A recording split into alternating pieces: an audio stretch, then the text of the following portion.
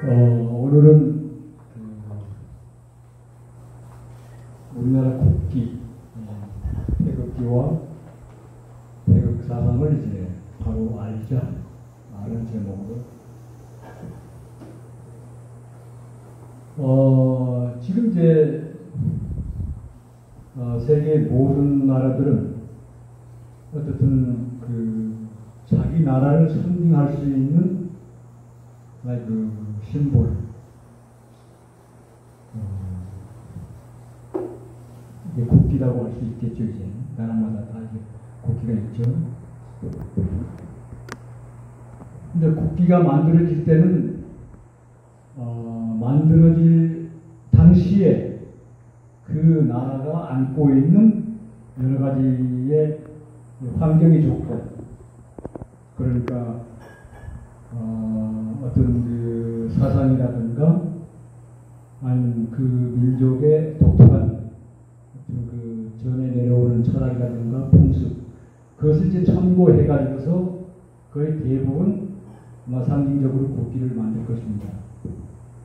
근데 지금 이제 우리가 이제 가만히 보면 세계에서 우리나라만큼 국기 하나 가지고서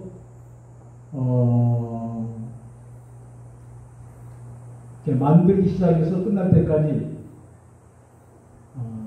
아마 지금 한 40년 정도 걸렸을 겁니다. 40년. 그러니까 한 나라에서 국기가 시작을 해가지고 완전히 만들기까지 한 40년 이상 됐다고 하는 것은 세계에서 유일하게 우리나라밖에 아마 없을 거예요. 그만큼 우리나라가 가지고 있는 이 국기에 대해서 우리가 볼 때 그럴 수밖에 없는 상황이라고 보고 있어요, 사실상. 근데 그럼 일단 이제 우리가 알고 있는 현재 대표적인 국기는 이름하여 이제 태극기라고 이제 하고 있습니다.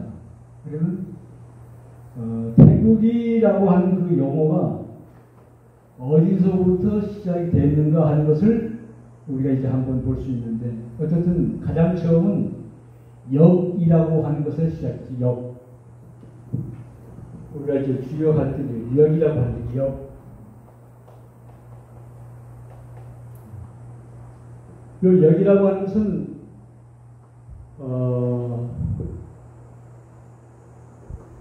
자연의 섭리가 순환하는 법칙, 이렇게 보면 될 거예요. 자연의 섭리가 순환하는 하나의 그 법칙, 역. 그 다음에 이것과 비슷한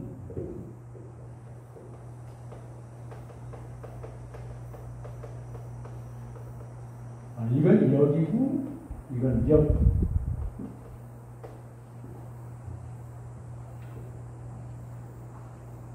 역이라고 하는 것은 이제 자연의 법칙이 순환하는 어떤 그 질서를 사람이 살아가는 생활 속에서 가장 접근하기 쉽게 표현할 수 있는 것. 그러니까 쉽게 말해서 우리가 이제 책력, 달력 그렇게 이제 표현하는 것이죠. 그러니까 불가분의 관계죠. 역하고 역이라고 하는 것은. 근데 역이라고 할 때 우리가 알고 있는 도대체 역이, 일단 지금 알고 있는 게 가장 기본적으로 주역이라고 하는 것인데, 역에는 세 가지가 있어요. 역에는 하나는 한역이고, 또 하나는 우리가 얘기하고 있는 주역, 그 다음에 또 하나는 육갑역, 요 세 가지가 있는데, 한역은 지난번 강의 때 이제 얘기했죠. 천부삼위는 천부경의 뿌리이다 할 때 한역의 기본틀은 천부삼위입니다. 그 다음에 이제 궤도역, 궤도역이라고 하는 것은 이제 그 궤와 이제 효를 묶어가지고서 하나의 그 역인데 우리가 가장 이제 흔하게 볼 수 있는 이제 주역이라고 하는 건데, 근데 주역이 생겨날 수 있는 가장 근본적인 역은 어디서부터 나왔는가 하면 이제 복귀 시대, 복귀, 그래서 복귀역이라고 합니다. 그 복귀라고 하는 사람은 배달나라 제5대 임금이죠. 임금 태우의 천왕 아들 중에서 가장 막내 아들이 복귀입니다. 그 복귀가 복귀역을 만들었죠. 그래도 이게 시작이라고 보면 이제 될 겁니다. 그 다음에 이제 나온 것이 이제 육감 역할이라고 해가지고서 이제 천간 시이지 종합해가지고서 할 수 있는 그걸 이제 보통 명리 역학이라고 하는 거예요. 지금 그 지금 현재 우리가 이제 가장 보편적으로 활용하고 있는 것은 한역은 지금 별로 활용을 하지 않고 있어요. 이제 청부삼이 점선면의 기본 원리, 그리고 지금 이제 궤도역, 다시 말해서 주역과 육감역학의 기본인 육식갑자, 이것은 지금 일반적으로 이제 많이 이제 활용을 하고 있죠. 그런데 복귀역이 세월이 흘러가지고서 주나라의 문왕이 그것을 보완해가지고서 하는 것이 이제 보통 우리 이제 주역이라고 하는 겁니다. 주역.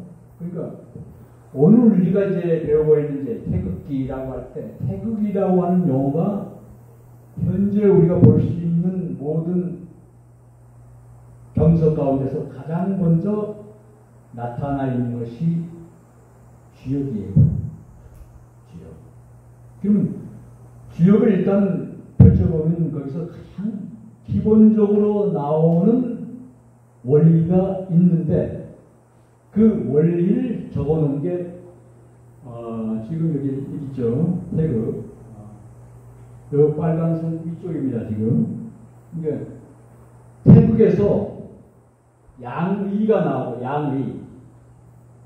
양의라고 하는 것은 그냥 우리가 얘기할 때 맞짝이라고 했죠. 여기서는 맞짝.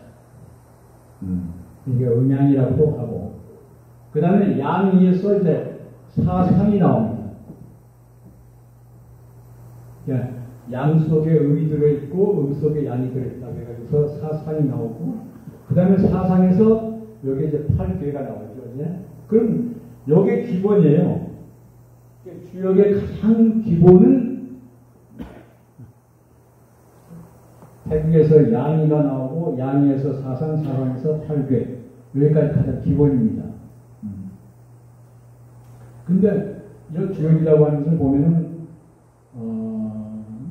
최근에 우리가 그 사용하고 있는 컴퓨터, 그리고 다시 말해서 이진법이 나올 수 있는 근동 바탕을 이제 주역을 많이 이제 참고했다고 얘기들 이제 하죠, 보면은. 그래서 지금부터 한 100년 전쯤 될까?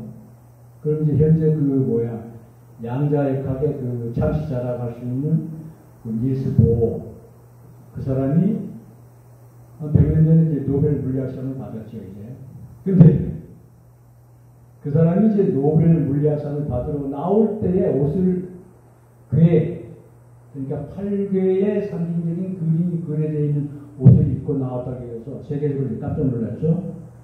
그러면서 닐스 보어나 아인슈타인, 그 다음에 또 칼 융, 그 다음에 또 유명한 라이프니츠, 서양 사람들의 어떤 정신적으로 깊이 들어있는 사람들은 주역을 굉장히 공부를 많이 했어요. 많이 봤어요. 거기에서 이제 닐스 보어가 이제 소위 얘기하고 있는 어떤 그 상호성의 원리를 거기서 이제 찾았다고 그런 그 얘기들이 있는데, 근데 이미 이제 우리는 뭐냐고 하면은 음양을 맞짝이라고 얘기해서 맞짝. 상대와 상보, 그것을 같이 하고 있다고 하는 거. 그러면 우리가 쓰고 있는 태극기의 태극이라고 하는 용어를 처음 나온 게 주역의 저 부분인데 태극에서 양이가 나오고 근데 태극이라고 말만 했지 거기에 어떤 표시는 하지 않았단 말이에요. 양의 별은 선과 떨어져 있는 선을 두 가지를 합해가지고 했는데 그럼 우리가 이제 지난번에 얘기했죠. 결국 근본의 자리를 이름 짓지 않고 어떤 도형으로 만약에 표시를 한다고 하면 점이라고. 그래서 태극이라고 할 때 본래 대연등 대라고 하는 상대가 있잖아요. 대와 소와 상대가 있는데 점 하나 찍음으로 일어나가지고서 태극의 자리는 절대의 자리라고 하는 거. 절대의 자리. 근본이라고 하는 게 근본. 근본이라고 하는 것은 천부경에서 얘기하고 있는 일. 그러니까 본래부터 있는 거. 태극은 어디서 나온 게 아니라는 거예요. 본래부터 있는 그 본성의 자리. 그런데 우리나라 사람들은 특히 주역 책을 쓰고 주역을 공부한다는 사람조차도 지금 보면은 태극이라고 하는 의미를 이게 모른다는 거예요. 이건 정말로 지금 이제 보면은 이제 한문의 문화권 그러면 우리나라가 있고 이제 북한이 있고 그다음에 일본, 중국, 홍콩, 싱가포르, 또 마카오, 베트남도 일부 이제 그걸 쓰고 있는데, 그럼 지금 한문을 쓰고 있는 그 문화권에서는 반드시 이 주역이라고 하는 것을 공부를 합니다. 이건 우주 창조 원리를 철학적으로 표현한 것이기 때문에 이건 안 볼래 안 볼 수가 없다는 거예요. 근데 그 사람들이 생각하고 있는 태극은 올바르요. 우리가 볼 때.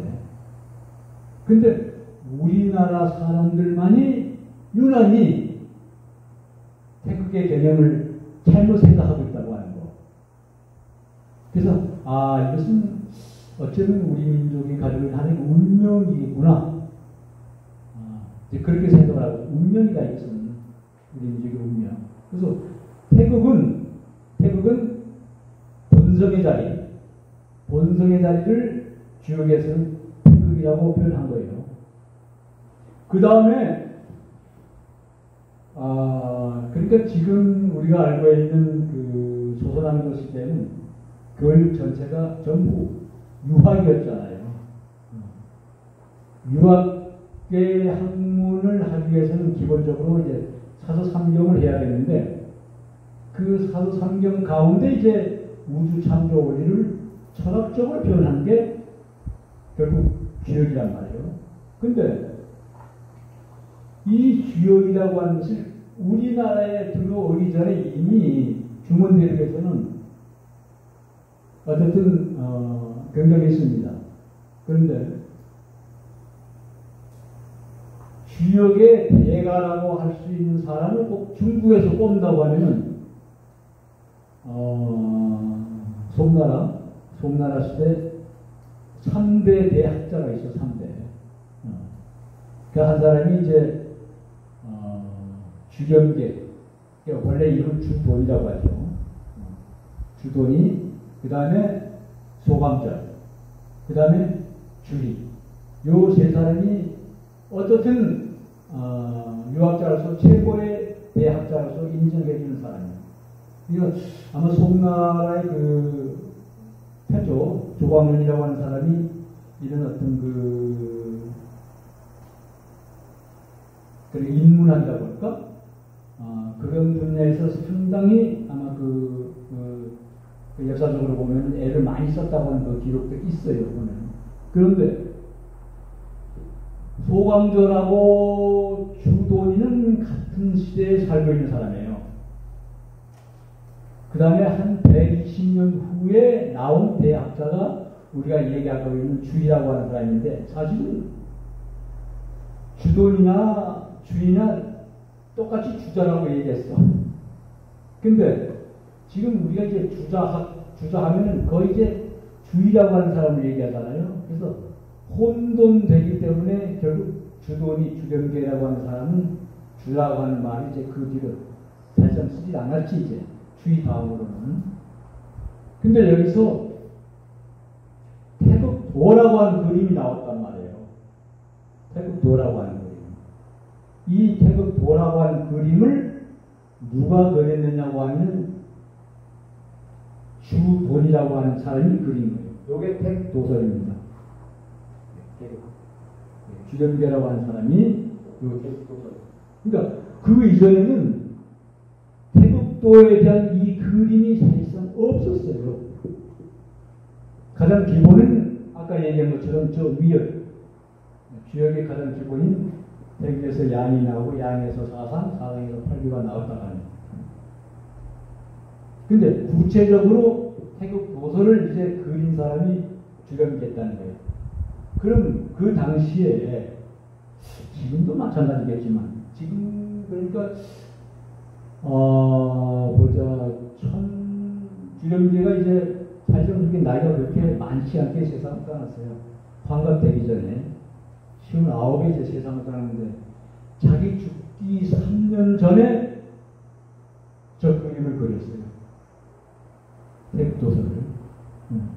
그리면서 이 사람은 이제 어떻게 공부를 했느냐고 하면은 역시 그 당시에는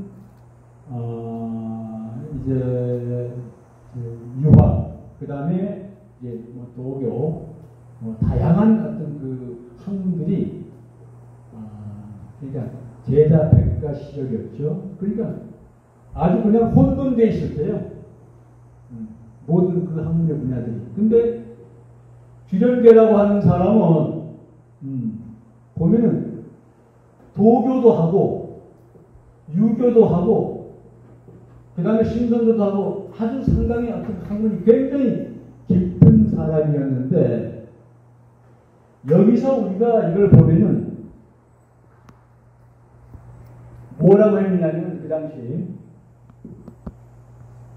도덕경도 굉장히 이제 많이 익혀졌지. 근데 이 어떤 학문을 머리로 더듬는다. 그러면 이제 그것을 야르만이라고 하는데 머리로 더듬는 학문을 할 때에는 결국 자성자에 보기가 사실 힘든다는 거예요. 그래서 자성자를 보지 못했지만 그래도 물리는 터질 정도는 돼야 된다는 거야. 근데 우리가 볼 때는 주론이나 소강절이나 주인은 일단 학문으로서 물리는 터진 사람이에요. 그런데 이 당시에 어떤 상황이 벌어졌느냐고 하면은 도대체 우주가 창조되기 이전의 근본의 자리가 도대체 뭐라고 해야 되느냐? 이게 도덕경을 읽어보면은 무국이라고 하는 대목이 나옵니다. 도덕경이 이제 전부 이제 81장으로 됐는데 아마 그게 이제 첩구경과 연구한 데서 이제 아마 81장으로 됐다고 하는 얘기가 있는데 제28장에 무국이라고 하는 용어가 나와요. 근데 도덕경에는 태극이라고 하는 용어는 한 번도 나오지 않아요. 그 다음에 주역에는 태극이라고 하는 용어는 나오지만 무국이라고 하는 용어는 한 번도 안 나온다는 거예요. 그러니까 여기서 학문하는 사람들이 머리로 더듬다 보니까 이게 그렇다면은 도대체 무국과 태극이 도대체 어떤 거야?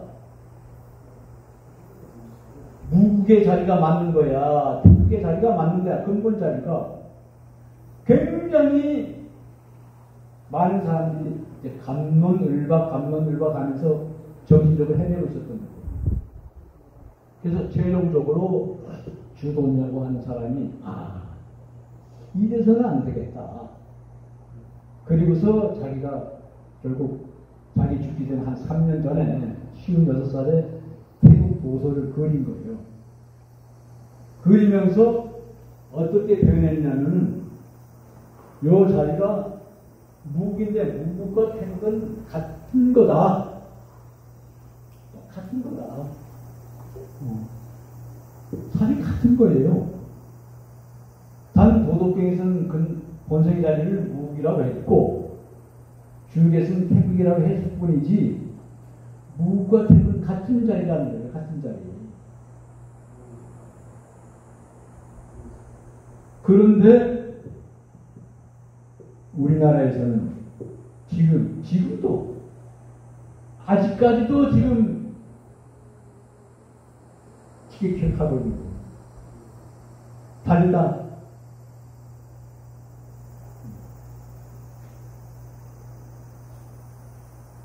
왜 그런 현상이 벌어졌느냐고 하면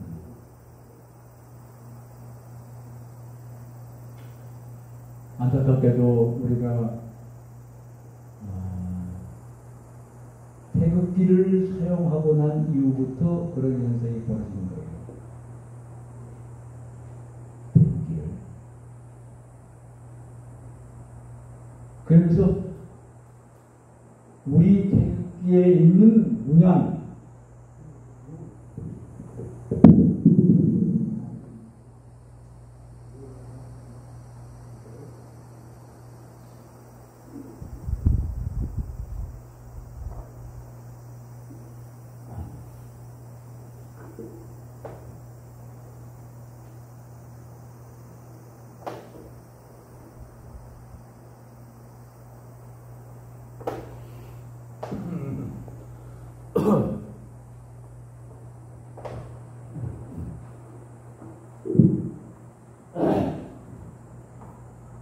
오늘 이제 제목을 태극기와 태극 사상을 바로 하려고 했는데 사실은 있잖아요.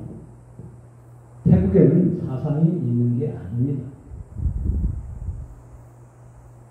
태극의 자리를 우리는 하나님, 여호와가, 브라만, 알라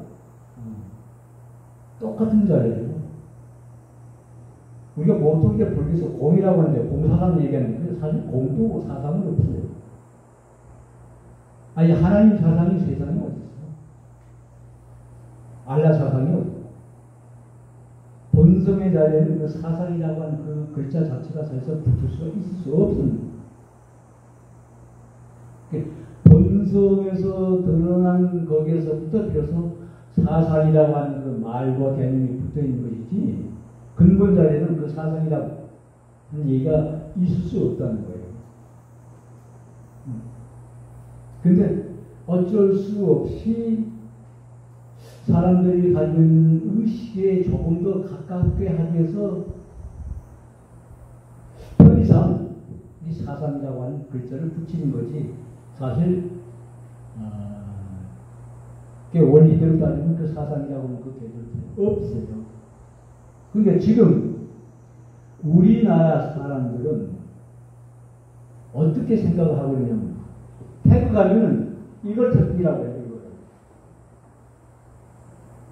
이걸 태국이라고 한단 말이에요. 태국은 우리 눈에 볼 수가 없어요.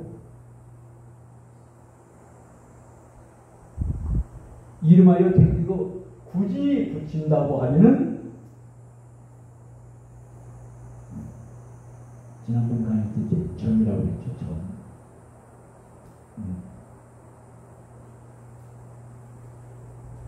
하다못해 어떻게 얘기를 하냐고 하면은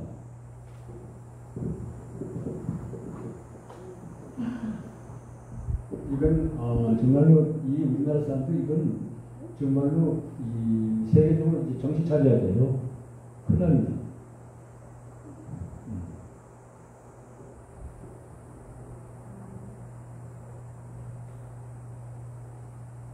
이걸 무국이고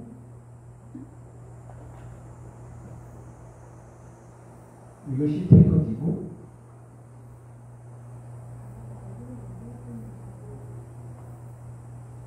양이죠. 양이. 그러니까 다시 말해서 북에서 태극이 나와가지고 태극에서 양이가 나왔다 이렇게 생각하는 거예요. 아마 지금 여기 계신 분들도 그렇게 생각하고 있는 분들도 모르지. 이거는 뭐냐고 하면 양의라고 하는데 양이 이거 태극기장이 아니라는 거예요.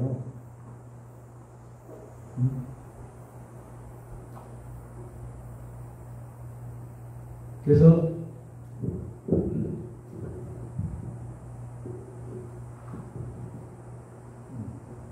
지금 이제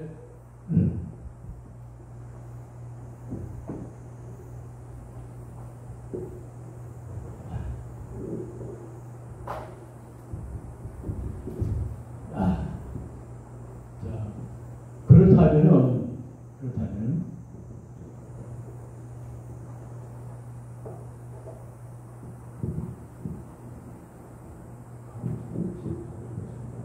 어떻게 해가지고서 우리나라 국기가 만들어졌을까 하는 거지, 여기서.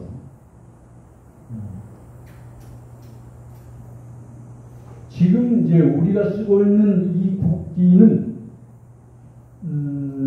1949년 10월 15일 남한에서만 공포한 거죠. 정식으로. 지금 현재 우리가 쓰고 있는 40년 10월 15일 공포한 국기예요.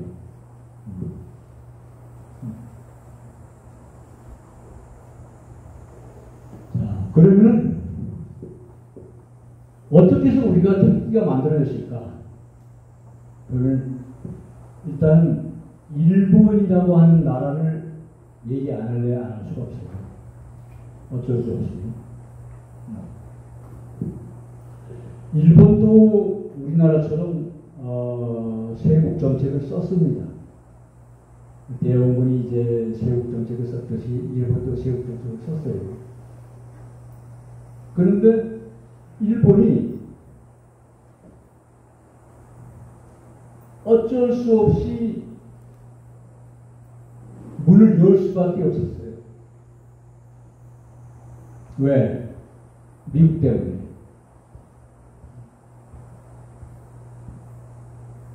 그러니까 정확하게 말하면 이제 1854년 미국하고 일본하고 제일 처음으로 조약을 맺었죠. 그런데 이제 화친조약. 그럼 왜 화친조약을 맺느냐 하면 사실 미국이 어쨌든 서양의 그 열강은 이미 이제 물질적으로 많이 앞서갔었잖아요. 근데 미국이 이미 이제 태평양을 항해하고 인도로 이제 이쪽으로 전부 아프리카 쪽으로 동남아 쪽으로 가기 위해서는 어쩔 수 없이 태평양을 지나야만 된다는 거예요. 근데 너무나 머나먼 여행 아닌 항로지. 그러기 위해서는 일단 어디 가서 좀 쉬어야 된단 말이에요. 일단 선원들이 육지에 들어가서 영양 보충도 좀 하고 좀 쉬어야 되는데 쉴 수 있는 가장 적합한 나라가 일본이라고 하는 나라였어요. 그럴 수밖에 없었지. 그래서 미국이 일본에게 조금씩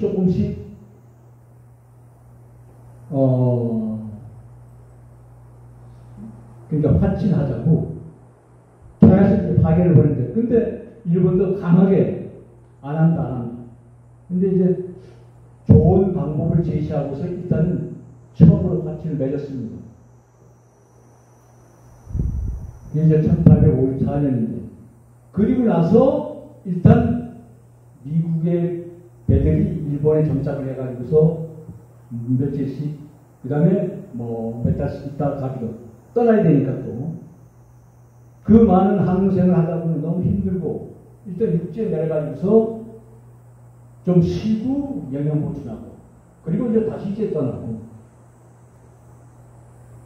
그리고 나서 4년 후에 다시 또 조약을 맺었어요.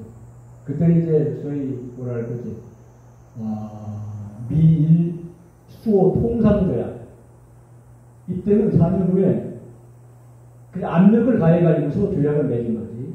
이때는 사실상 일본 측으로서는 우리가 얘기하고 있는 불평등 조약이었어요. 억지로 강제로. 그때부터 결국 일본은 미국의 영향을 많이 받을 수밖에 없는 상황. 근데 일본 관리들이 그 수법을 그대로 배워가지고서 결국 우리나라에 써먹었다는 거예요.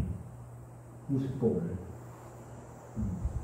그래서 결국 우리나라에 써먹기 위해서 제일 처음에 이제 난리를 벌인 게 우리가 잘 알고 있잖아요. 1875년에 그 생긴 소위 운양호 사건, 운양호 사건이라고 하죠. 운양호 사건. 자, 이때는 이제 우리나라 나라의 사정은 대원군이 일단 실각하고 나서 이제 한 3년 후쯤 됐을 때 이때 들어서 일본에서는 학교에서 그런 거 많이 배웠죠. 정한론이라고. 정한론이라고. 그래서 사실상 일본도 보면은 정한론을 얘기할 때 침략을 하자. 아니다. 지금 할 때가 아니다. 양분되어 있었던 거예요. 그러니까 침략을 하자 하는 팀들하고 아니야. 아직까지는 우리가 일본이 지금 이제 내치를 좀 완전히 다져놓고 해야 한다. 양분됐는데 결국 정한론을 주장하는 사람들의 힘이 결국 앞서갔지. 그리고서 계속 이제 우리나라에 이제 침범을 하는 거예요. 그게 화친하자고 조합을 맺자고. 그런데 전혀 문을 열지 않는 거예요. 그 정도. 근데 일본은 이때다 싶어가지고서 야 이제 임금이 바뀌었으니까 이제 되지 않겠는가 하고 계속 이제 사람들을 보내가지고서 확진하고자 이제 저 친근감을 표현을 많이 했지. 그래도 안 내주니까 결국 작전을 쓰는 거예요. 무슨 작전을 썼느냐? 자, 일본이 이제 그 미국하고 1858년 그러니까 다시 말해서 화친조약 맺고 나서 4년 후에 통성조약 맺고 나서 한 달 후에 바로 영국하고 또 조약을 맺었어요. 한 달 후에. 그리고 나서 일본은 오히려 미국보다는 영국과 가까이 지낼 수 있는 속도가 더 많아졌다고 하는 거예요. 오히려 미국보다는. 그래서 어떤 무역의 관계라든가 이걸 보면 미국보다는 일본은 영국하고 더 많이 했어요. 그래서 우리가 얘기하고 있는 운양호 사건이라고 해서 운양호 이 배는 영국 배입니다. 배가 엄청나게 커. 약 한 250톤 정도 되는 배가 굉장히 큰 배죠. 그 다음에 그리고 그 배 선장도 역시 영국 사람이었고. 그런데 이 배가 워낙 크니까 결국 강원도 쪽으로 이제 온 거예요. 강원도 쪽으로 올 수밖에 없는 것은 뭐냐고 하면은 어쨌든 나라의 그 중심부 한성을 가장 가깝게 접근할 수 있는 바다는 강원도밖에 없다는 것이지. 그래서 강원도 부근을 자극시키는 거예요.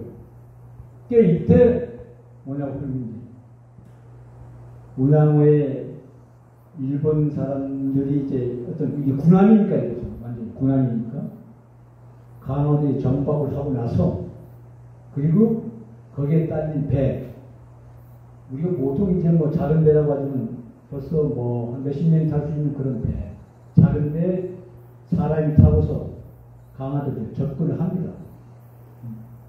접근할 때 강화도를 지키고 있는 우리의 수병들이 이제 소리를 질렀겠지. 서라 이제 공포탄 쏘고 그래서 그런데 어쨌든 우리가 먼저 공격을 하기 시작한 거예요.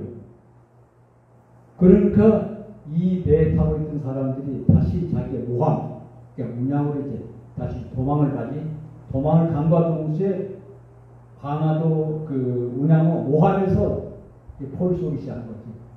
그러니까 우리나라의 무기와 일단 일본의 무기는 그 당시 실력이 되지 않았습니까? 차이가 많이 났습니까? 그러니까 이 사건이 결국 굉장히 크게 벌어진 것이지.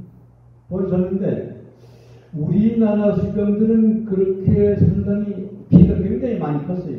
물론 일본 사람들도 피해가 있었지만, 그래서 이것이 문제가 돼가지고서 결국 일본하고 우리나라에 큰 문제가 돼가지고서 큰 싸움으로 벌어질 뻔했지. 그래서 결국 뭐냐고 하면 일본 측과 우리나라가 만나가지고서 도대체 이제 시시범위 가야 되니까요. 그래서 일본 측에서는 우리 운양원에는 분명히 우리나라를 상징하고 있는 국기를 달고 있었는데 그 국기를 봤으면 우리나라 뱀줄 알고서 함부로 그렇게 포를 쏘고 공격을 하지 않아야 되는데 왜 그랬느냐. 그래서 사실 우리는 특별히 조선을 공격하려고 그런 생각은 하나도 없었다. 다만 조선 반도의 근방을 해상 침략을 하고 할 때 우리가 식수가 떨어져가지고서 식수를 좀 보호받기 위해서 강화도로 접근했다. 이런 식으로 대표를 한 거예요. 그때부터 이제 결국 뭐냐면 우리나라가 이제 세상은 좀 다르구나. 그래서 그때부터 국기에 대한 생각이 바뀌어진 거예요. 국기에 대한 생각이.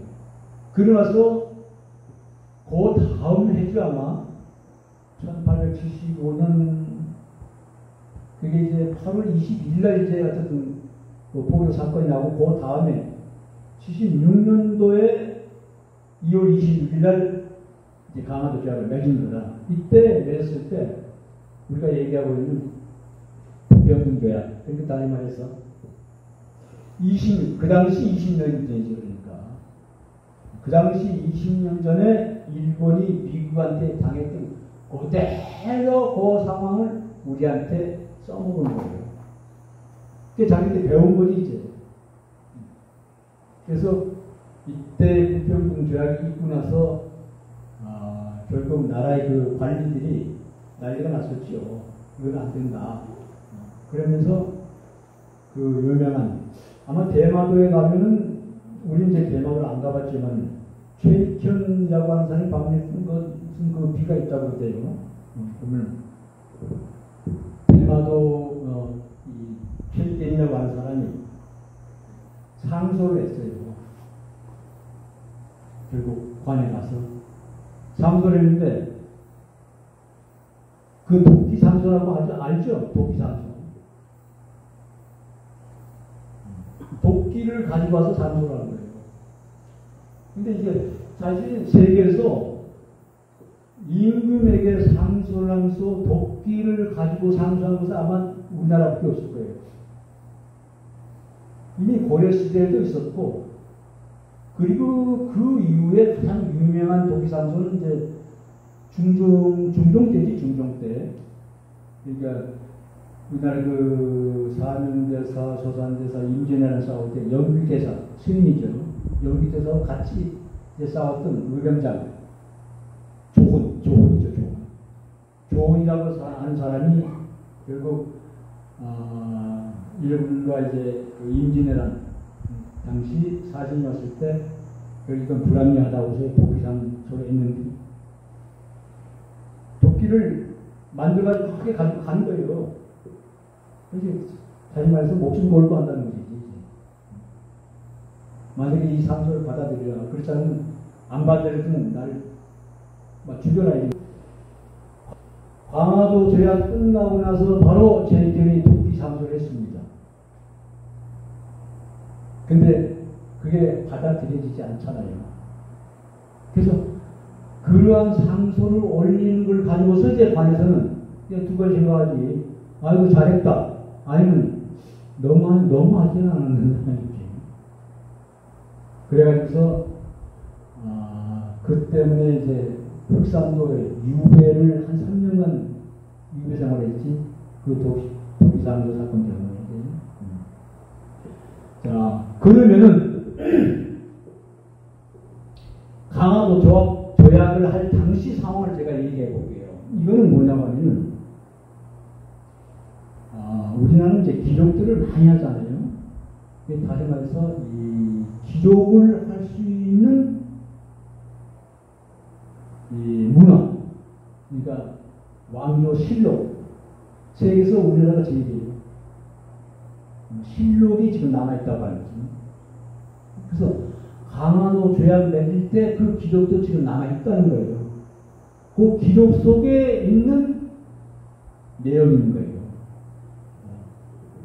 이때 일본 대표팀들하고 우리나라 대표팀들이 강화도에서 만나가지고서 그게 그 이름이 있는데 그 큰 집이지. 집 안에서 이제 맺는데 일본 측 대표가 누구냐고 하면은 우리 한문 그대로 이제 쓰잖아요. 아까 이제 주전계 주돈이 주의할 때 이제 그대로 이름 썼듯이 흑산 청강 일본 측 대표 이름이 한문 그대로 읽으면 흑산 청강이라고 하는 사람이고, 그리고 우리나라의 대표팀들이 있는데, 사실 문양 사건 나오고 나서 국회에 대한 어떤 이것이 정말 좀 필요하구나, 국제사에서 생각은 많이 했는데 본격적으로 이것을 사실상 궁에서 거론이 안 됐던 거예요. 흑산 정강이라고 하는 사람은 우리나라 대표인데, 조선의 그 국기는 어떤 거예요? 그러니까 회담할 때는 반드시 통역이 있어야 되잖아요. 그럼 우리나라 대표 통역이 누구였느냐면 오경석이라고 하는 사람이 오경석과 김경수라고 하는 사람인데, 순간적으로 이 통역사 오경석이라고 하는 사람이 우리 조선의 국기 관청 대문에 보면은 크게 그려진 그림입니다. 그 문양이 우리 국기다. 말로서 우리 국기를 처음으로 얘기한 거예요. 강화도 지역에서. 그럼 그 당시 관청에 있는 그림 그려진 것은 뭐냐고 하면 저기 가운데 있죠. 요즘 저걸 이제 삼태극이라고 하는데, 삼태극이라고 하고 또 아리랑 문양이라고 하는데, 관청 대문에 그려진 태국도다. 물론 그 당시 사람들이 저것이 천지인 사상이 깃들어 있다고 하는 것을 아마 쭉 내려왔을지 모를 거예요.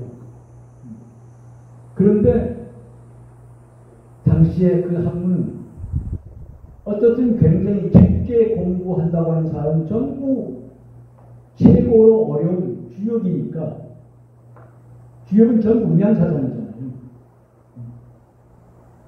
근데 순간적으로 오경석이라고 하는 통역사가 관청의 대문에 그려지는 태국도다.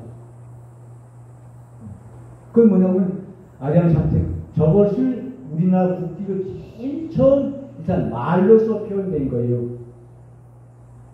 그러고 나서 자기하고 가장 가까운 통지사, 그러니까 통역사 김경수라고 하는 그 사람에게, 사실 이번에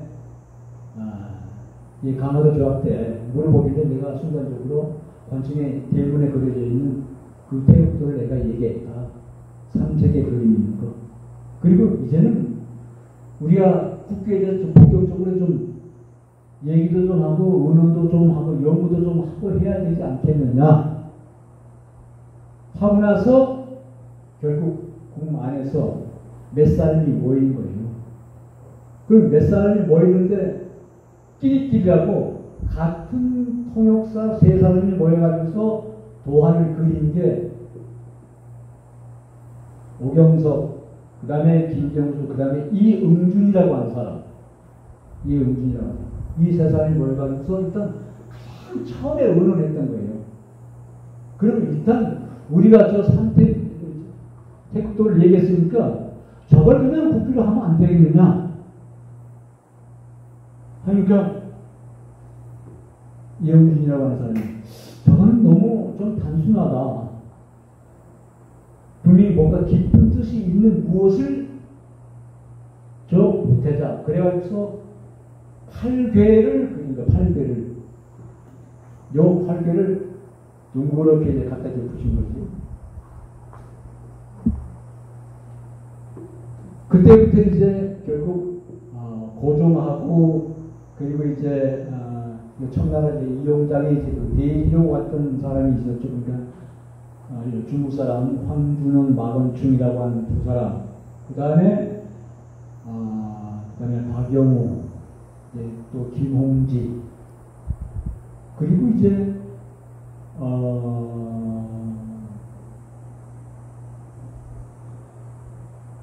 또 어떤 이러한 사람들이 이제 국회에 대해서 서로 의논을 본격적으로 시작한 거라. 근데 자 여기서 특히 우리나라 국기를 만들 당시에 가장 먼저 얘기했던 게 뭐냐고 하면 가장 처음은 삼태국도였는데 그리고 이제 그 옆에 그려놓은 게 팔괘라는 거예요. 이 팔괘라고 하는 것은 쉽게 얘기할 수 없는 상황.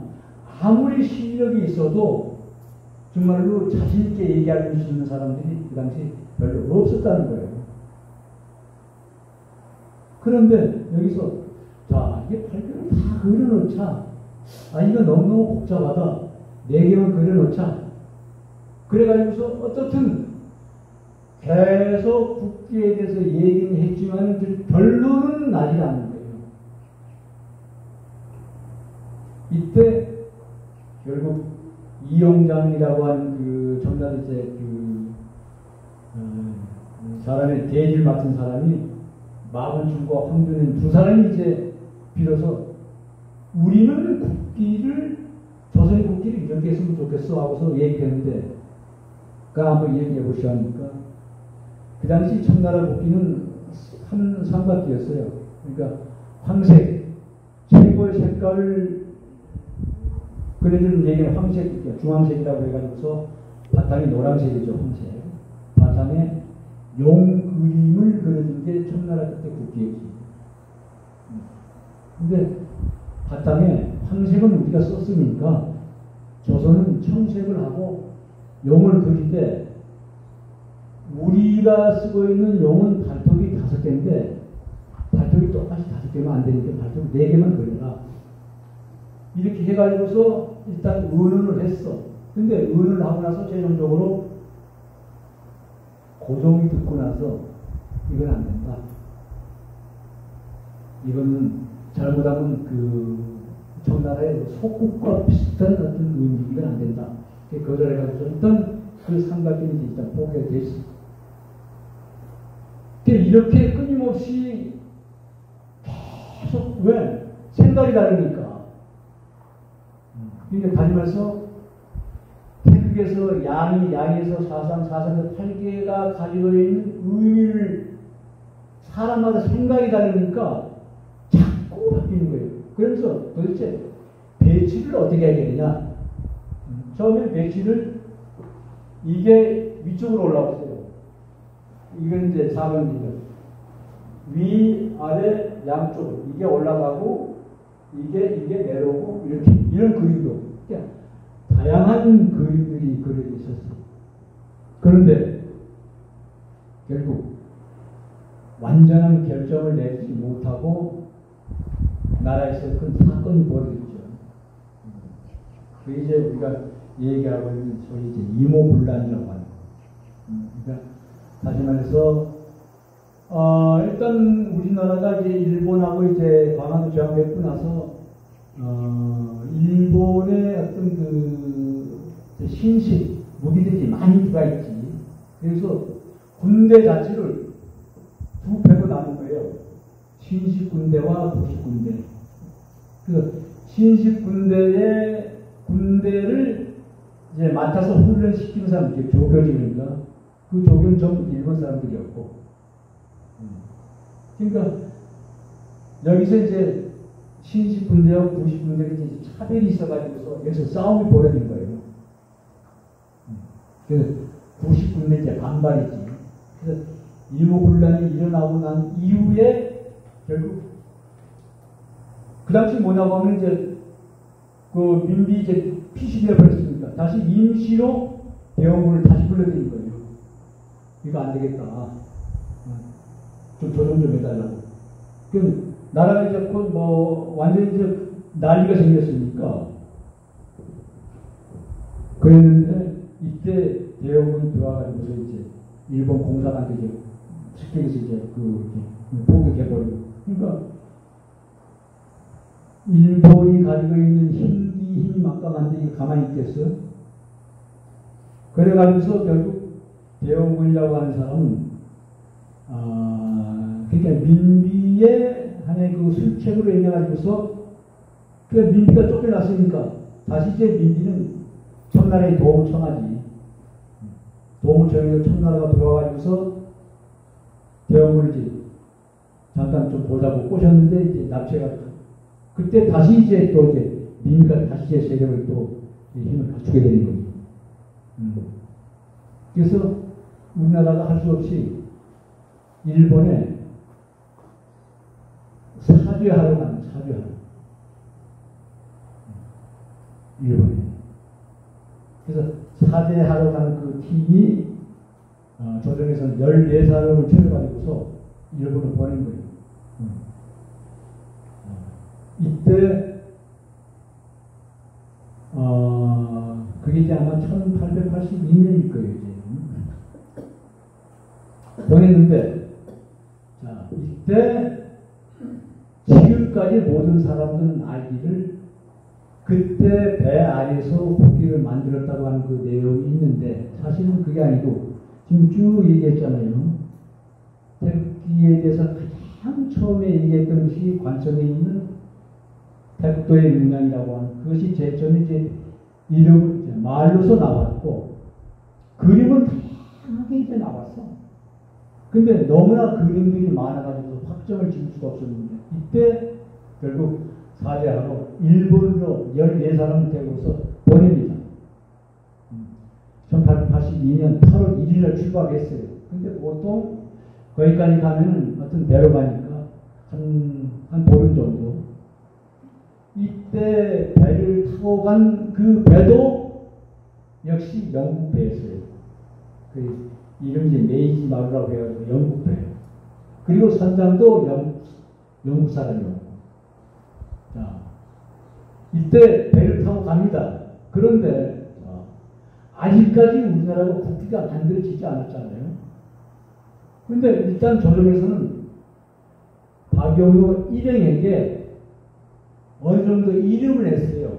일단 일본에 가면은 숙소가 정해질 테고 정해지고 나오고 난 다음에는 어차피 국기를 세워야 되는데 아직까지 뚜렷하게 정해놓은 국기가 없으니까 지금까지 우리가 얘기하는 국기의 모양들 몇 가지를 만드는 거예요. 만들어가지고 이것을 참조를 해가지고서 한 보름 정도 되니까 그 안에서 어떤 조정을 대표로 해서 간 사람들이니까 정리를 해라. 이래가지고서 일단 배를 타고 떠납니다.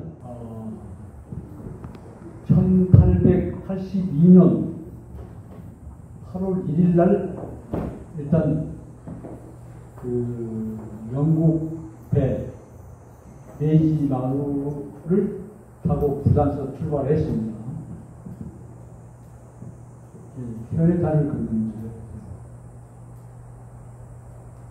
일단 그 조정에 그러니까 14사람의 이 대신들이 전부 이림하에 국기를 이제 최종적으로 배 안에서 어쨌든 정리해서 해라. 이때 이제 14사람 가운데 이제 우리가 좀 기억할 수 있는 사람은 이제 김옥균이라고 하는 사람, 그 다음에 박영준, 그 다음에 이 팀이 이제 일단 대표는 이제 박영웅이라고 하는 사람.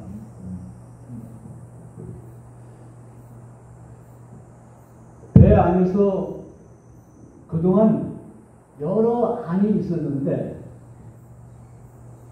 지금 그 영호라고 하는 그 사람이 그것을 전부 기록을 했어요. 그러니까 기록을 해가지고서 남겨놓은 지금 얘기입니다.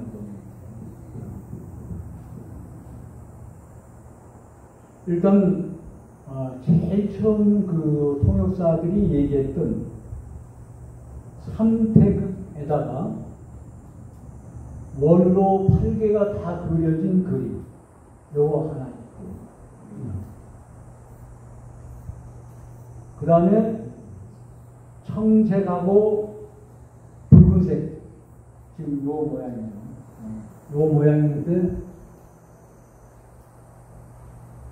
8개가 그려지지 않고 4괴인데 지금 이 모양인데 아까 이제 건괴 있죠. 건괴가 가장 가운데 있고 이렇게 사각형을 이거 십자 형식으로 이제 그게 있고 그 다음에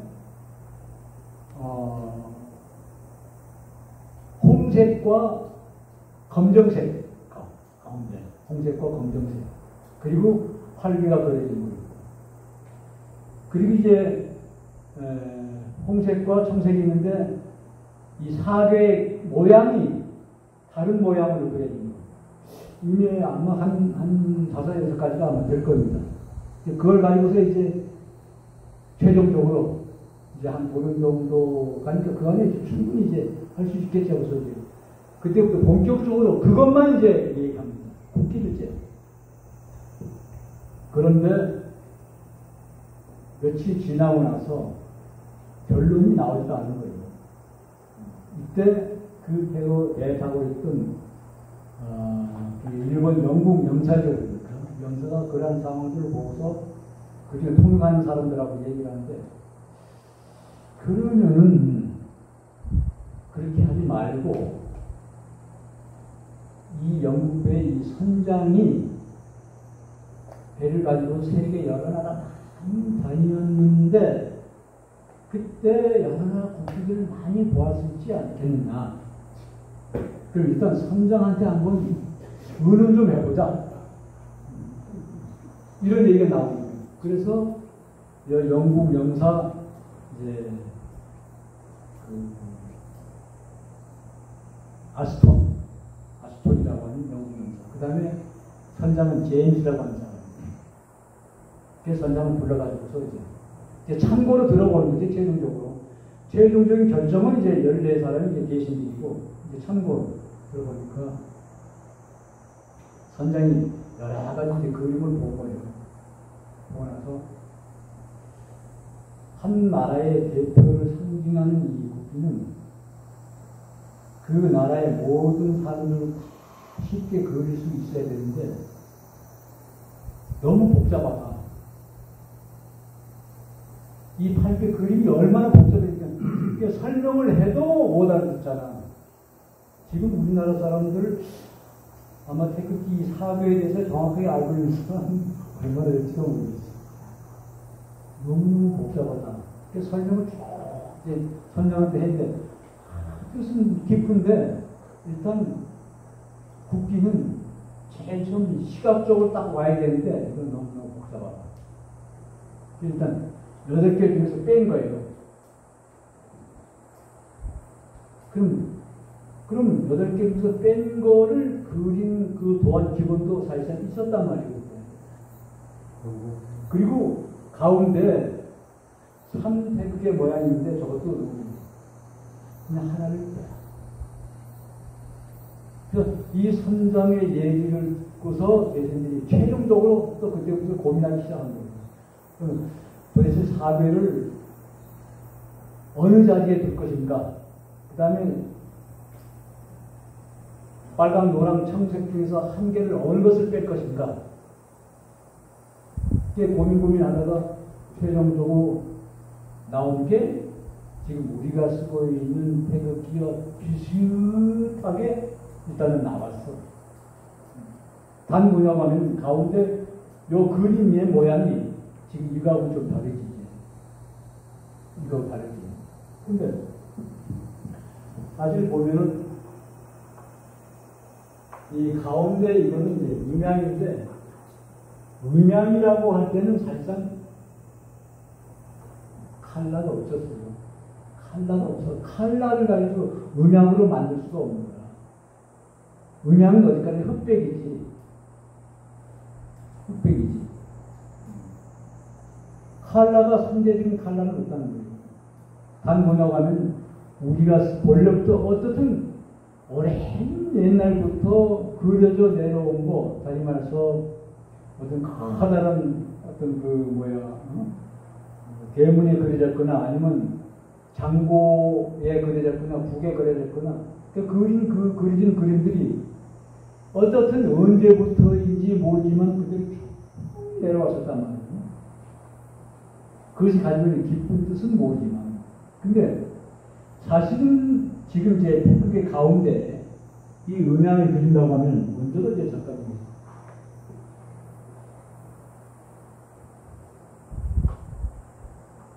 이 음양을 만약에 색깔을 넣지 않고, 원래는 이 우리가 쓰고 있는 태극 이전에는 태극도와 태극에 관계되는 것에 색깔이 들어가는 것은 한 번도 없었어요. 전부 흑백이었지. 만약에 이것을 정확하게 그린다고 하면, 음양을 정확하게 그린다고 하면, 이건 이제 한번 내 중심이잖아요. 그러면 봄, 여름, 가을, 겨울. 그러니까 음양이라고 하는 것은 살짝 밝고 어둠이라는 거예요. 밝고 어둠. 그 밝고 어둠은 맞작이라고 하는 거예요. 상대이면서 상관하고 할 때. 그럼 여기 중심을 할 때, 그럼 봄에는 뭐냐고 하면, 여기 중심이잖아요. 중심.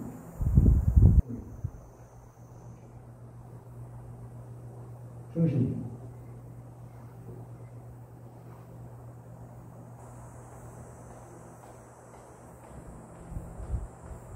음양을 그린다고 이게 가장 정확한 그림입니다. 왜냐? 봄은 낮기와 밤기가 똑같잖아요. 그 다음에 여름은 낮의 길이가 가장 길고. 그러니까 여기서 봄 할 때는 뭐냐면 춘분, 하지, 추분, 동지. 이렇게 기분을 잡는 거예요. 다시 말해서 추분은 밤기와 낮기가 똑같다는 거예요. 역시 춘분도 밤기와 낮기가 똑같아요.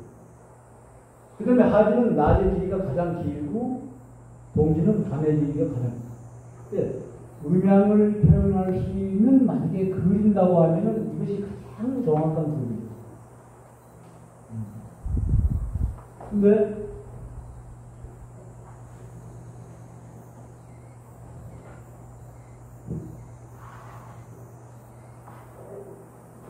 그래서 최종적으로 일단 이제 한 2, 3일 되면 이제 일본 이제 고베시에 이제 도착되는데,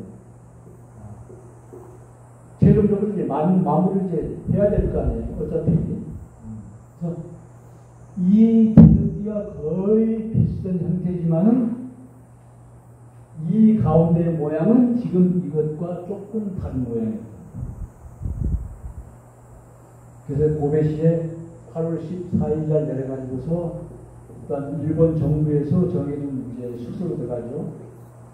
그 한문식을 읽으면 그게 석촌옥이라고 하는데, 근데 다시 말해서 이제 일본의 큰 관사겠지. 이제 외국의 대신들이 이제 오면 이제 묵을 수 있냐. 그래서 우리나라 14사람이 그 숙소, 방금 여러 개 있지. 그 숙소에 묵으면서, 다시 말해서 국기를 제일 처음, 우리나라에 들어서 제일 처음 깃발을 단 게 그 고베시 서촌옥이라는 숙소에서. 그때 이때 배는 뭐냐면 깃대지 깃대. 깃대는 대나무로 했고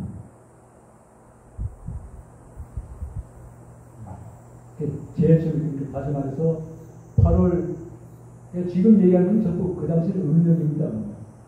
그래서 거기에서 이제 제일 처음 깃발을 이제 세우죠.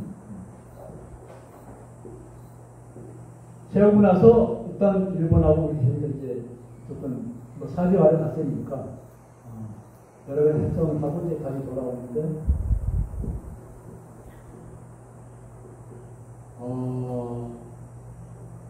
우리가 볼 때 다시 돌아와 가지고서 조정에서 공포를 합니다. 다시 일단 우리나라 국기가 제일 처음으로 어쨌든 세상에 알리는 깃발을 했으니까 그것을 기본으로 삼자. 그리고 이제 돌아와서 그 모양을 그때. 근데 지금 이제 그게 지금 남아있질 않아요. 아직까지. 그때 제일 처음 사용했던 국기가 어디 있는지는 지금 아직까지 남아있지 않습니다. 돌아와가지고. 그럼 이 국기를 이름이 있을 거 아니에요. 국기. 그 당시에는 국기를 조선국기라고 했어요. 조선국기. 조선국기 또는 고려기. 이렇게 이제 태극기라고 하는 그 이름 자체는 그때 없었어요. 태극기라고 하는 이름. 태극기라고 하는 이름 자체도 잘못이지만 이름 자체가 없었어. 전부 조선국기였어. 그래서 최종적으로 이와 비슷한 국기가 어떻든 고베시 서초동에 최초로 1882년 8월 14일에 일단 걸어졌다는 거예요.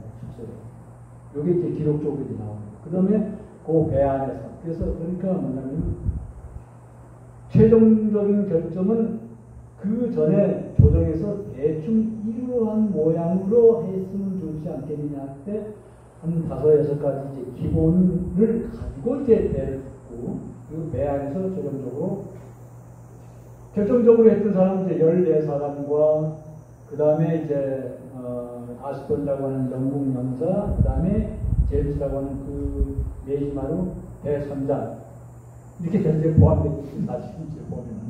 그래서 어떻든 결정이 났는데 그리고 돌아와가지고서 1800 다음에 그러니까 1883년 1월 27일 정식으로 조정에서 공포를 합니다. 이게 이제 조선국기다.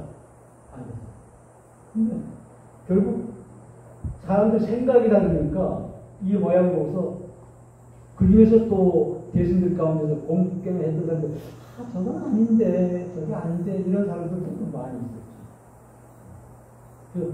어떻든 이렇게 해가지고서 국기가 만들어졌는데 만들어지고 난 다음에 세월을 흘러서 1910년도 한일 합병이 됐죠. 완전히 이제 나라를 이제 뺏겨버리는 거죠. 그러니까 그때부터 이제 우리는 참 그 심각하게 본격적으로 식민지 생활을 했던 거예요. 식민지 생활을 했는데 나라에서 완전히 특별한 그 사건이 생깁니다. 민비가 독살되고 그리고 고종이 또 독살되는 거죠. 그러니까 나라에서 이거는 백성들이 난리가 난 거예요. 1919년도 1월 22일 날 일단 독살돼요. 근데 그 당시 이제 왕이 이제 임금이 죽으면 이제 국상을 치는데 국상을 치는 게 아마 한 달 한 20일 정도 걸렸을 거예요. 준비해야 되니까. 더구나 또 우리 마음대로도 못하고 아무리 일본이 우리가 일본의 식민지정은 일본 자기네들 마음대로도 못하고 결국 일본과 우리가 이제 합의하에서 국상 준비를 하면서 그렇게 한 달 이상 걸린 거예요. 한 달 20일 동안. 그리고 마지막 장례식이 3월 3일이었어요. 3월 3일. 그럼 여기서 3월 3일이라고 하는 것은 음력입니다. 우리가 3일 독립만세 하잖아요. 3일 독립운동하는데 이건 사실 음력이거든요. 근데 요즘은 이제 나라에서 언제부턴가 지난날의 모든 음력의 기록들은 이제 양력으로 환원해가지고서 이제 역사적인 기록을 해야 된다. 이러한 얘기들이 있었지. 근데 어쨌든 3.1 운동이라고 하는 그것은 일단 3일이라고 하는 그 숫자의 중요성 때문에 이것은 양력을 바꾸지 않고 그대로 지금 운동을 그대로 쓰고 있는 거예요. 다시 말해서 마지막 고종황제 마지막 장례식이 3월 30일 이미 정해졌고 이때에 3월 1일 날 대한독립 만세 사건이 벌어지죠. 전국에서. 근데 그러니까 백성들이 결국 이제 꾹 참았던 것이 터진 거예요. 살기도 힘들지.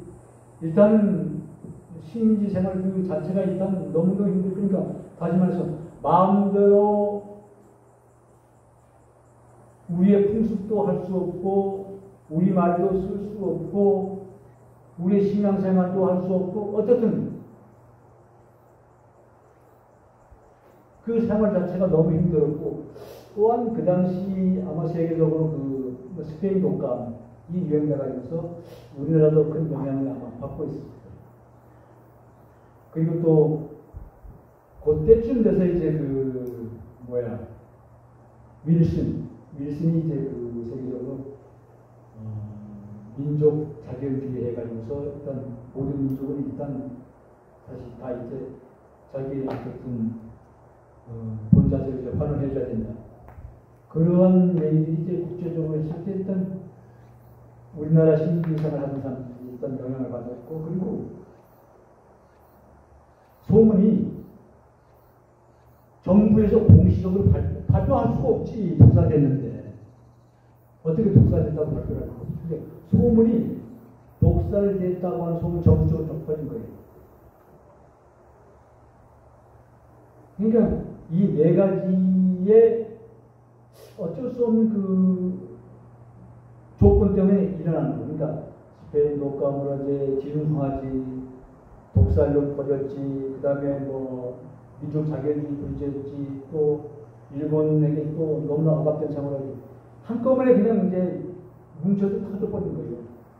그러면 마지막 장례식이 3월 3일인데 그 전에 한번 터뜨리지 않고 전국적으로 비밀리에 그래서 3.1 독립 만 사건이 벌어지는데 사실 이때 있잖아요. 가장 이제 우리가 알고 있는 게 이제 그 천안 병천의 아우레장터에서 이제 일관순하고 이제 제일 그때 이제 많이 이제 그 얘기가 나오죠. 근데 지금 이제 우리가 배울 수 있는 점은 태극기 들고서 만세하고 그때 태극기 별로 없었어요. 그러니까 그 당시 원산이라든가 뭐 지방 도시에서 만세 독립운동 그 사진이 지금 학교에서 나와 있는데 손 들고 하는 것이 태극기 안 들고 좀 모자 들고 아니면 이제 무슨 보자기 들고. 왜? 태극기를 만들 수가 없잖아. 일제야 식민지 시절에 어떻게 태극기를 만들 수가 있어? 그 당시는 태극기라고 이름도 없었죠. 조선국기를 만들 수가 없잖아요. 일부에서 아주 정말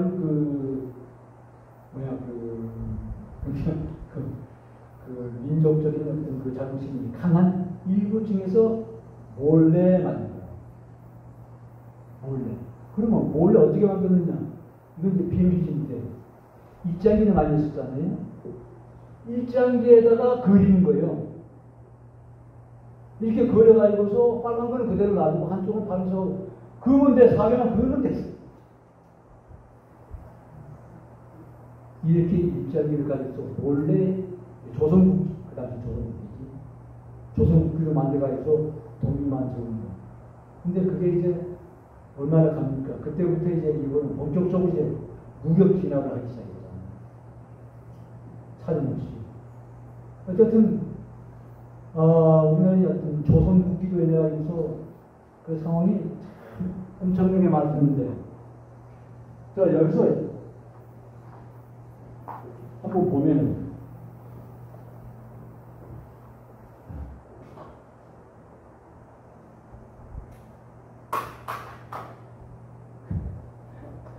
우리나라 역사적인 운명인데,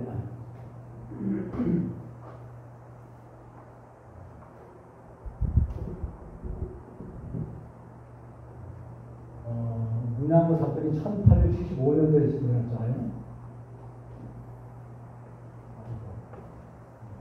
그 다음에 1910년도에 일어나잖아요. 요 기간이 35년.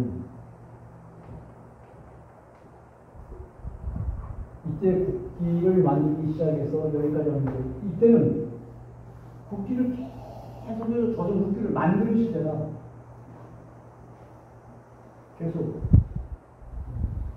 그러니까, 만들지만은 통일된 국기 모양이 없었잖아요. 계속 어떻게 할까. 계속 어쨌든 만들어야 된다고 하는 것이죠. 여기 35년을 이어졌어요. 근데 일단 조정에서 공포는 있죠. 다니면서 1883년도 1월 27일 일단 조정에서 이것이, 그러니까 일본 고베시에서 깃발 걸고 나서 그 돌아오고 난 다음에 일단 여기서는 전부 만드는 시기다. 그럼 여기서 이 시간은 이것도 35년이에요. 근데 요 35년은 깃발을 만드는 시간, 깃발을 죽이는 시간이에요. 깃발을 들 수가 없었잖아요. 어디 가서 조선국기를 들어.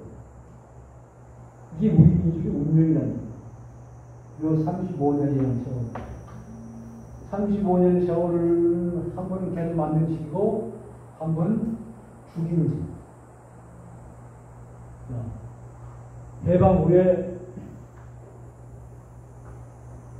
우리는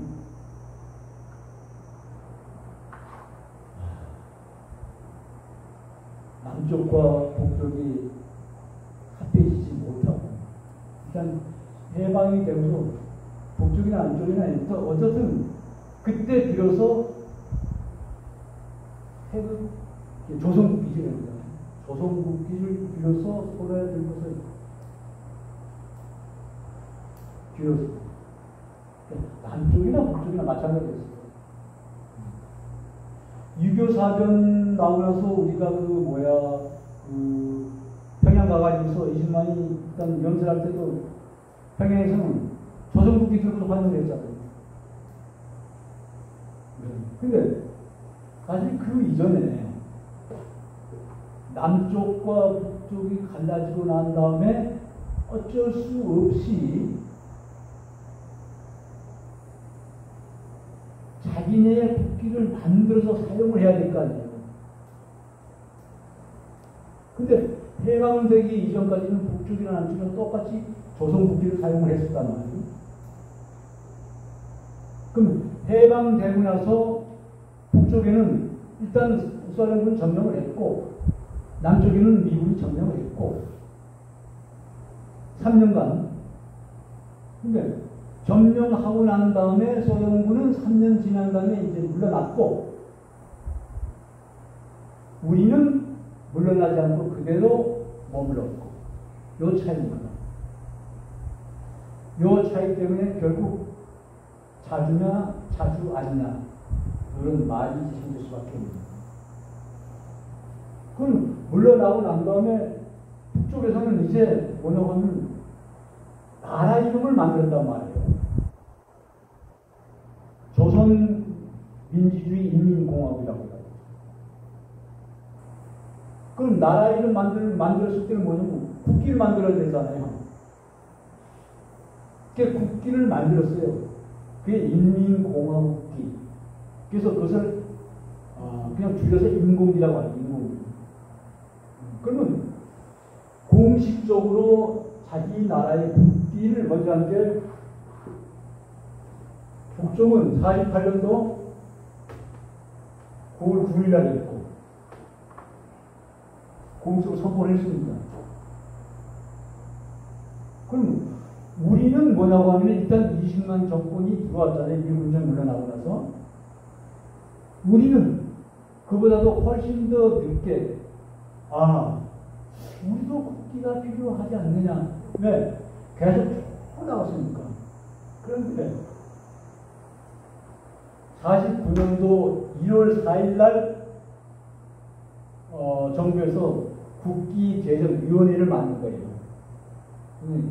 각계 이제 최고의 어떤 그 지식인들, 뭐 문화계, 체육계, 언론계, 예술계, 뭐 학계 다 총 그냥 전부 그래서 한 42명 기록상은 42명이라고 나옵니다. 42명이 국기제정위원회에 참가를 하는 거예요. 이때부터 이제 우리가 국기를 어떻게 만들어야 정식으로 이미 왜? 북한은 벌써 국기 만들 때 공포를 했으니까 우리도 만들어야 되지 않겠냐. 그래서 그러면 지금까지 우리가 알고 있는 조선 국기 그때도 태극기라는 이름이 거의 없었어. 조선 국기. 조선 국기를 모양을 5가지 안. 그래서 5안이라고 기록이 나옵니다. 5안. 5가지 안. 5가지 안. 그러니까 다니면서 옛날에 공부에서 썼던 거 아니면 독립문의 그 문양이 있습니다. 그 독립문 문양은 그 안도 있어. 그 다음에 어디에서 썼던 거 5가지 모양의 국기가 일단은 기본으로 만들어진 거예요.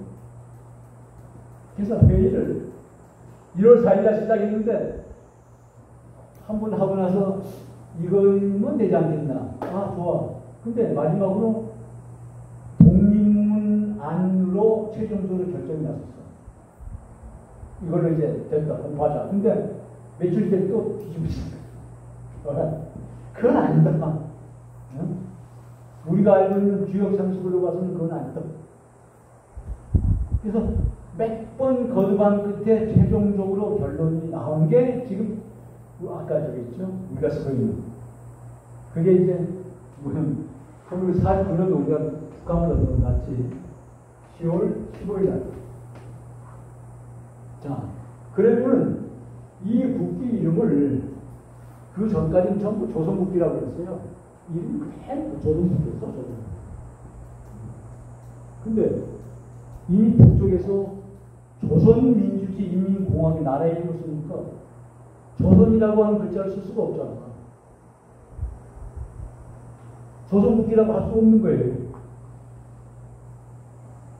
그래서 할 수 없이 주련기가 얘기하고 있는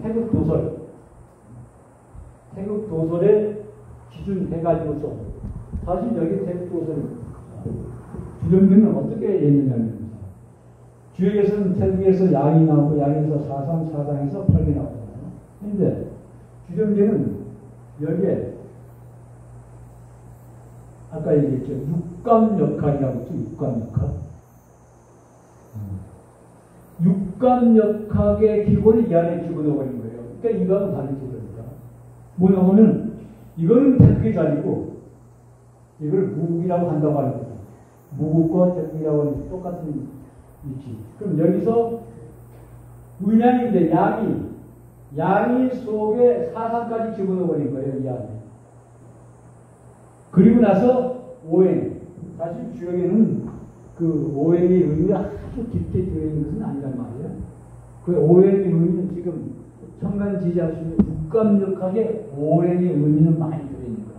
그래서 주변이 이 사람도 보니까 그 당시 육감역학을 봤다는 거죠. 육감역학. 그러면 지금 우리가 보면은 역과 역 두 가지 가운데서 어느 것을 최초로 먼저 사용을 했을까? 했을 때 역보다는 역을 먼저 했다. 역을.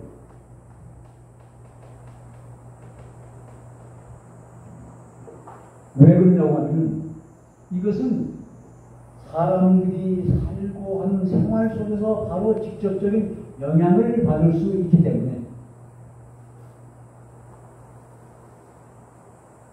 그리고 이 역, 다시 말해서 한역과 복귀 궤도역은 그 이후로 비로소 이건 원리, 자연 이치의 원리니까 그거보다는 생활 속에서 우리가 역을 기본 바탕해 가지고서 만드는 하나의 그 법칙.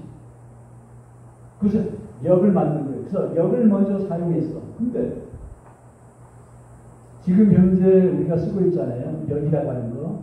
그럼 음양역인데 우리가 쓰고 있는 거죠. 음양역인데.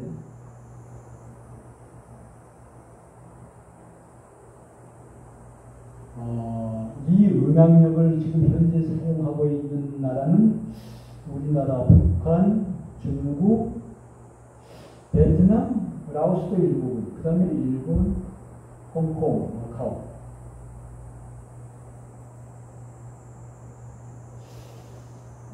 부분, 일본 같은 경우는 아마 부분적으로 쓸지도 모를 거예요. 그러면 음양역이 나올 수 있는 가장 시초가 어디냐 하면은 해달라고 하는 거예요. 그럼 우리가 아까 얘기하고는 한역,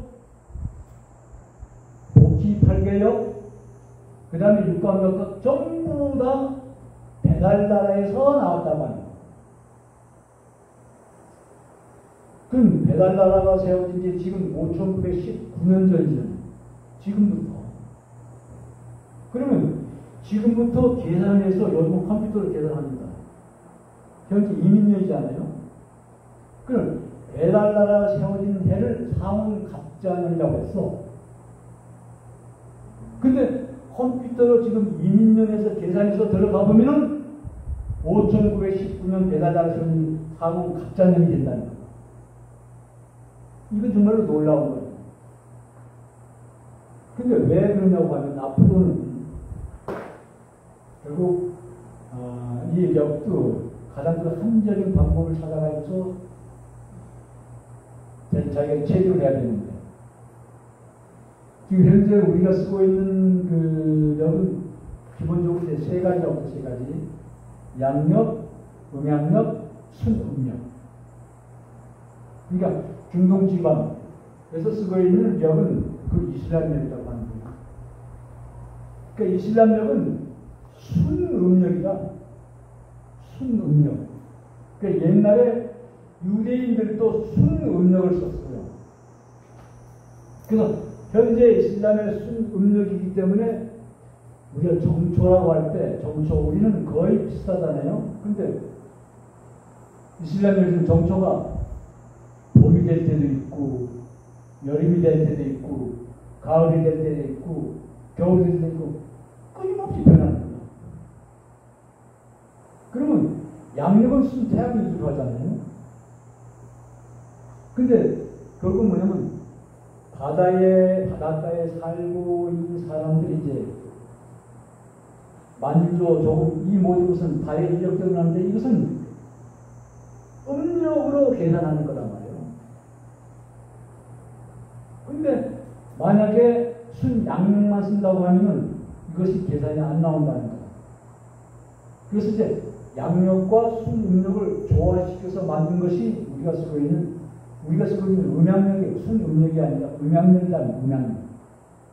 그래서 성노다 것이 이제 윤달을 넣어가지고 거의 양력과 거의 비슷하게 쭉 내려나가요. 이게 가장 이제 우리가 볼 때 이제 합리적인 역이라고 이제 보고 있는 거지.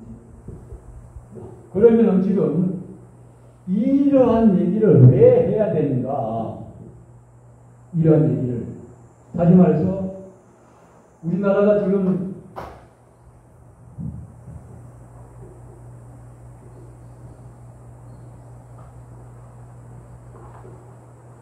태극기 태극기를 너무 잘못 알고 있다는 거예요. 그렇지만 현재 우리가 태극기를 부정을 해서는 안 돼. 어차피 우리는 가야 되는 거예요. 이걸 부정을 해서는 안 돼. 다른 뭐냐면 태극기가 만들어진 원리, 가장 착각하고 있는 게 뭐냐고 하면 이것을 태극이라고 생각하는 이 착각, 이건 절대 태극이 아니라는 거예요. 이건 음양이지. 그리고 제일 처음에 구두로서 우리나라 국기를 얘기했던 아리랑 참태극. 그럼 거기서 뭐냐고 하면 빨강과 청색은 이건 음양의 상징인 색이 아닌 거예요. 근데 거의 비스듬하게 얘기하는 거라 이제 빨간색은 양이고 파란색은 이제 음이라고. 그런데 사실은 색을 가지고서 음양으로 나눌 수 없는 거예요. 근데 본질적으로 따져보면은 뭐냐고 하면은 우린 천지사상 가지고 있잖아요. 근데 천지사상 가운데 하늘은 파란색이고 지난번 제 청산 가는 때 그 다음에 땅은 노란색이고 빨간색은 생명 피 색깔이라고 합니다. 그럼 현재 이건 뭐냐고 하면은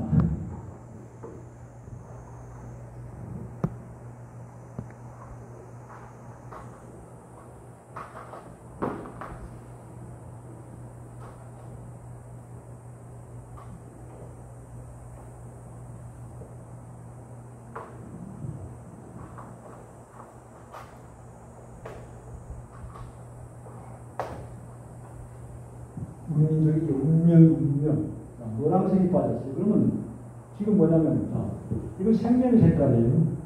천진할 때. 그 사람이라는 거예요. 사람. 천진할 때. 이거 하늘. 그러니까 사람과 하늘만이 있다는 거다. 그럼 여기 땅이 빠졌는 거예요. 땅이.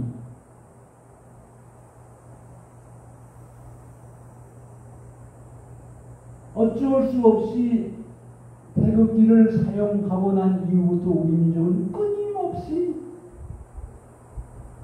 고통과 괴로움 그리고 분단까지 온 거예요. 이걸 우리 민족이 운명이다 이렇게 보고 있는 거지. 그 다음에 8개 가운데서 사실은 8개가 완전한 어떤 그 우주 창조의 어떤 철학적인 원리인데 4개가 빠져버렸잖아요.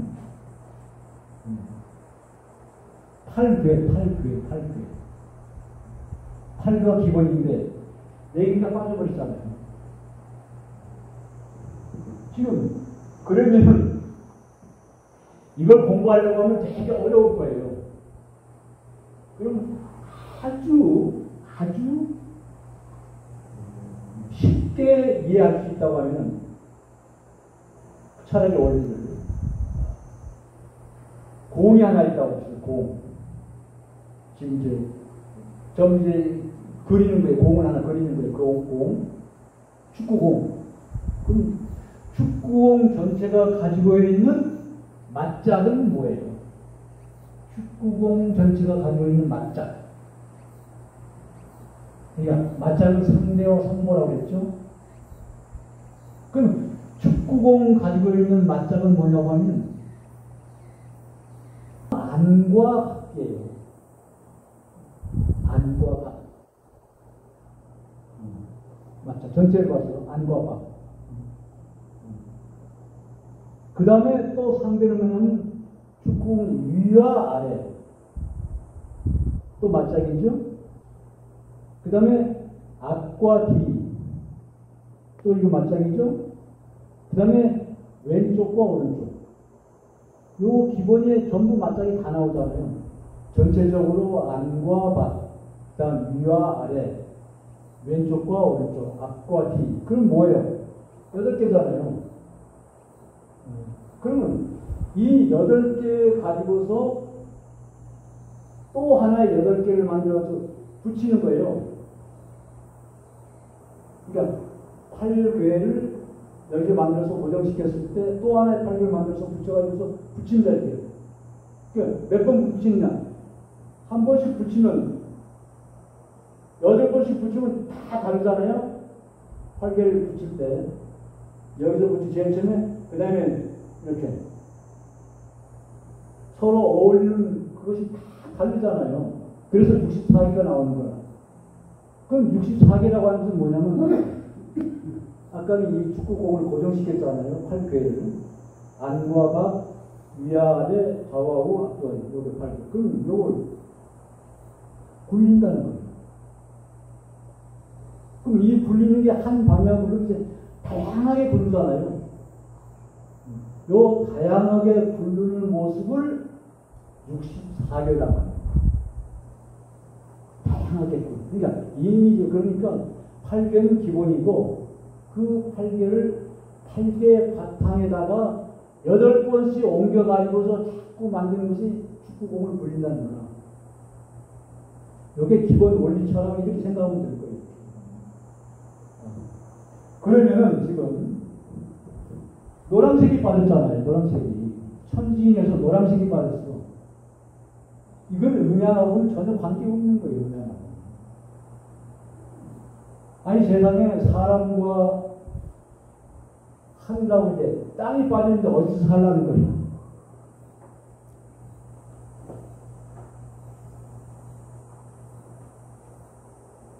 팔괘에서 4개가 빠져. 그러니까 다시 말해서 일단 우리가 쓰고 있는 이 태극기는 이치적으로 봤을 때 전혀 맞지 않는 거라는 거예요. 근데 이것은 현재 부정을 하면 안 돼. 왜? 우리가 나라를 잃고 그 독립운동 하는 사람들이 어떻게 그냥 과목전에다 걸어가지고 가슴을 붓고 독립운동하고 그 피 맺힌 그 태극기. 그때는 조선국기죠. 그리고 올림픽 때 나가가지고서 우리 조선국기한테 올라가는 거. 그래서 일단은 우리가 쓰고 있는 이 조선국기와 함께 우리 민족은 지금 약 한 40년 이상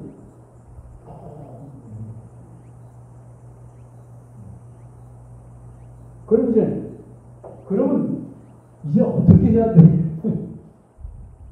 이제 결론은 나온 거예요. 결론. 결국 우리가 태극기를 놔야 돼.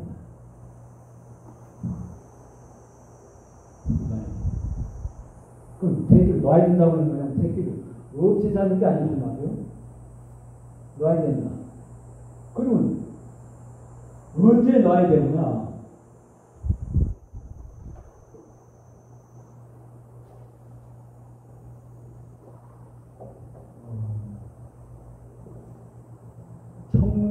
(1919년도에) 고종 황제가 죽고 나서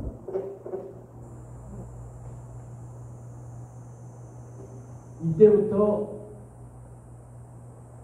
120년 후에 태극기를 안 해요. 놓을 수밖에 없어요. 그러면 한 번, 두 번, 세 번, 네 번이면 120년. 그럼 이때가 2039년입니다. 한 번 요 마디가 뭐냐면 1세대. 한 세대. 한 세대 30년이잖아요. 그러면 19년, 49년, 79년, 2009년, 2039년. 그러면 태극기를 어떻게 놔버리지? 태극기를. 근데 우리보다도 국기에 대한 어떤 그 간절한 영혼, 좀 생명처럼 생각하고 오히려 우리보다 부족이 더해요. 근데 통일이 되면 놔야 되잖아. 왜? 통일되고 난 다음에 인공기나 태극기를 쓸 수가 없잖아요. 우리가. 인공기 말고 우리가 쓰는 태극기 말고 제3의 국기가 나와야 된다는 거예요. 그때 비로소 자연스럽게 태극기를 놓을 수가 있다는 거예요. 그럼 이제 얼마나 남았잖아요. 기껏해도 한 17, 8년. 그럼 이제부터는 태극기가 어떻게 만들어졌으며 태극기가 어떤 역할을 했으며 이걸 알고 가장 심각한 건 이거 여기에서 일단 왜 지금 주역 공부하는 사람 가르치는 사람도 전부 잠깐 이걸 태극기라고 하는 거예요. 이건 우리나라 이 정신계를 망치는 일입니다. 여기서 태어나지. 근데 사실 다른 나라는 일이 안 돼요. 근데 왜 그러냐면 우리는 태어나서부터 국기와 함께 살아왔잖아요. 그러면서 선배들 어른들로부터 꾸준히 얘기하는 게 이게 태극이다. 태극 문양이다. 아까 얘기했죠. 태극은 본성이 다르라고. 태극은 문양이 없어.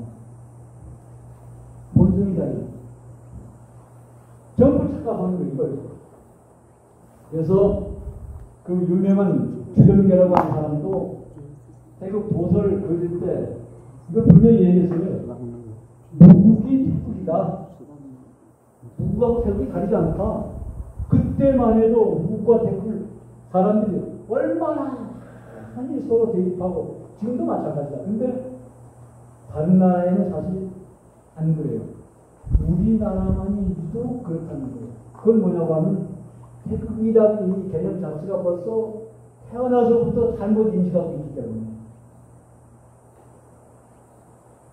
그래서 해방되고 나서 1949년도 10월 10일 공식 국기 공표하고 나서 이름을 조선국기에서 태극기가 이름을 바뀌어요. 왜?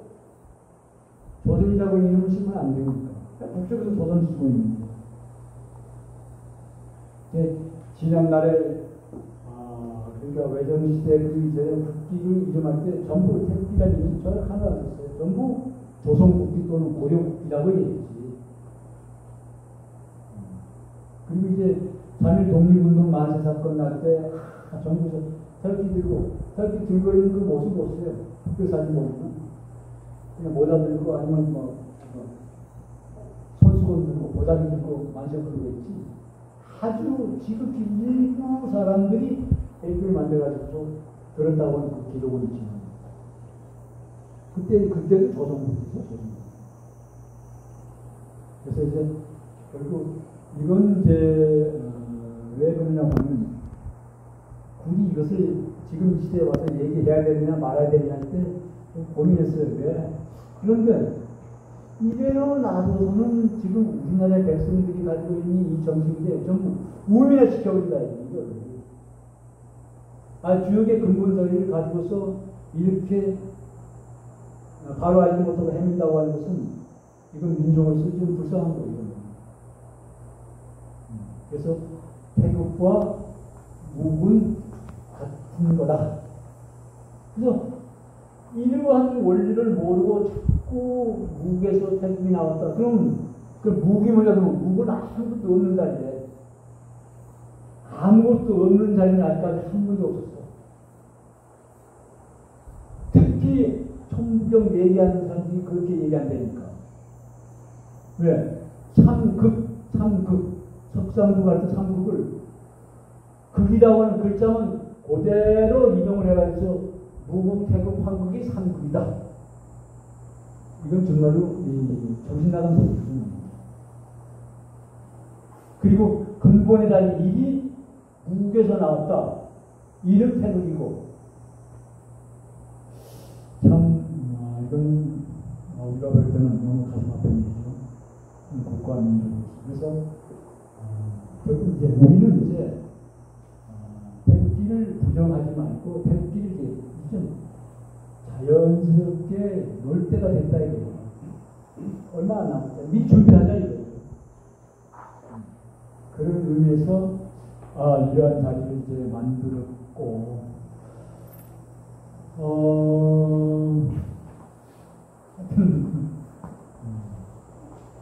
그래서 이제 우리 지금 여기 살고 계시는 분들은 관리만 조금 다르면 전부 돈을 벌 수 있으니까. 그때는, 왜? 태극기 요충됐다고. 그래서 태극기를 부정해서는 안 됩니다, 지금. 어차피, 특히 우리 남쪽 사람들은 이제 그와 함께 살아왔기 때문에.